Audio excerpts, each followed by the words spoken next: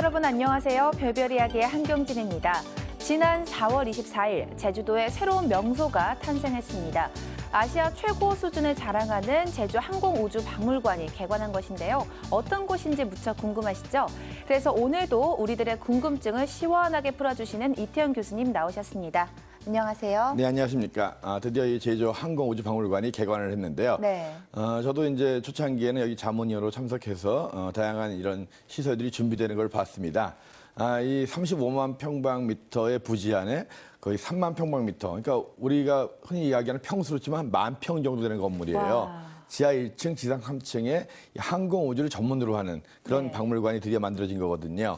예, 여기는 이제 항공역사관이라고 해가지고 네. 그 비행기의 역사와 원리를 배울 수 있는 곳이 있는데 여기는 항공기가 35대가 전시되어 있습니다. 네. 비행기가 35대가 한 곳에 전시되어 있다.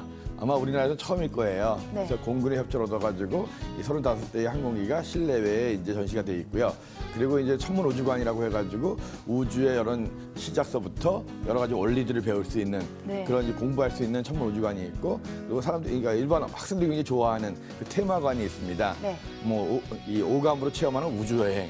와. 이걸 주제로 해가지고 3D라든가 여러 가지 이제 체험할 수 있는 우주 그런 시뮬레이션 같은 것들이 설치되어 있는 테마관이 있고요.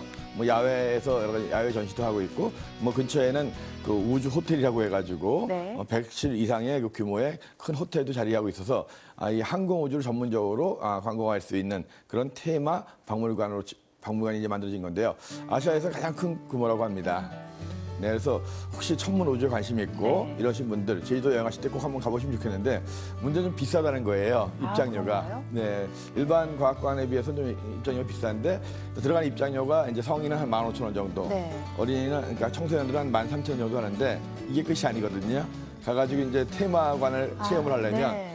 빅3 정도 세 개를 보려면 체험하려면 그 입장권이 성인은 2만 원이 넘어가고. 청소년도 거의 2만 원 가까운 정도 비용이 듭니다. 그러면 거의 뭐 놀이공원 가는 수준이긴 그렇죠. 하네요. 그래서 이제 놀이공원 가는 정도의 요금을 내고 들어가야 되는데 과연 놀이공원 가는 것만큼의 재미가 있겠느냐. 재미는 정말 있을 것 같고요. 이렇게 체험할 수 있는 게 네. 많다 보니까 괜찮을 것 같긴 하거든요. 그래서 이제 하기 나름인데요. 하여튼 우리 아시아 최고의 수준을 자랑하는 항공우주박물관. 그래서 제일 좋은 컨텐츠를 계속적으로 이제 보충해가지고 항상 다시 오고 싶은 그런 과학관으로서 계속 자리 잡길 바라겠습니다. 네, 그러니까 아시아 최대 규모의 그 박물관이 제주도에 있다는 거잖아요. 너무나도 뿌듯한데요. 그러니까 이렇게 천문 우주에 관심 많은 사람들이 꼭 한번 찾아가 봐서 이렇게 여러 체험을 해보는 것도 참 좋겠다는 생각이 들었습니다. 네네. 자, 그럼 지난 한 주에는 어떤 일이 일어났을까요? 별별 뉴스 시작하겠습니다. 우주비행사 소변을 식수는 물론 에너지로 전환하는 새로운 기술이 개발됐습니다. 나사 에임스 연구소의 에두아르도 니콜로 박사팀은 소변과 샤워물을 모은 후 정방향 삼투압 기법을 이용해 처리한 건데요. 연구자들이 개발한 새로운 요소 바이오 반응기 전지화학 시스템은 유기탄소의 80% 이상을 제거하는 데 성공했으며 약 86%의 요소를 암모니아로 전환시키는 데 성공했다고 합니다. 연구자들은 이번 결과는 우주비행 임무에 초점을 맞추고 있지만 요소 및 암모니아를 포함하고 있는 수처리 시스템에도 적용될 수 있을 것으로 기대하고 있습니다. 최근 나사는 우주인의 소변을 재활용하는 기술을 발표했습니다. 소변을 재활용해 전기를 만들고 이 과정에서 나온 물은 식수로 사용할 수 있다고 하는데요. 교수님 좀 궁금한데 어떤 소식인가요? 네, 이 우주에서 물을 얻는 거 굉장히 중요한 거거든요. 네. 이 지구에서 물을 갖고 가려면 그 양이 장난이 아니잖아요. 우리가 하루에 먹는 물의 양이 거의 네. 1리터 이상을 먹는다고 생각을 해보세요. 그러면 이제 이것이 이제 우주에서 한 달 있다.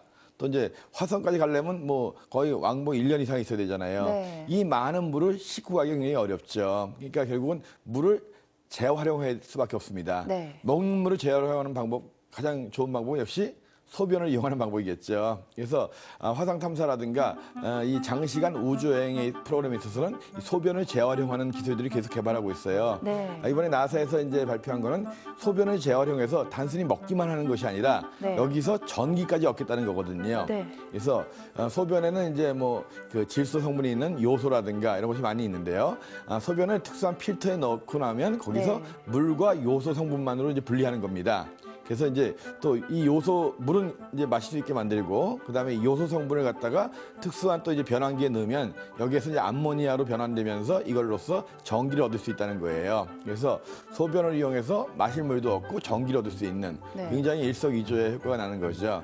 근데 실제로 어쩔 수 없는 상황이 되니까 먹기야 하겠지만 상당히 네. 먹는 사람들도 좀 꺼림직하긴 하겠죠. 꺼림직하게 하겠죠. 그러니까 내 소변뿐만이 아니라 여러 사람들의 소변을 같이 네. 먹어야 되는 부분도 있으니까요. 근데 그만큼 정화 시설들이 좋아지고 있고 네. 필터가 좋아지기 때문에 아마 그런 걱정은 거의 없을 것 같습니다. 근데 앞으로 정말 장시간 우주 여행을 하려면 네. 이 소변을 이용하는 거 아주 필수거든요. 그리고 만약 이걸 갖다가 그냥 활용하니까 재활하지 않고 버리는 것도 문제가 되거든요. 그럼요. 근데 버리려고 하면 우주 바깥에다 버리면 이게 또 얼음덩어리가 되잖아요. 얼음덩어리가 되면 다른 우주선에 피해를 줄 수도 있고 우주 쓰레기가 될 수가 있거든요. 네.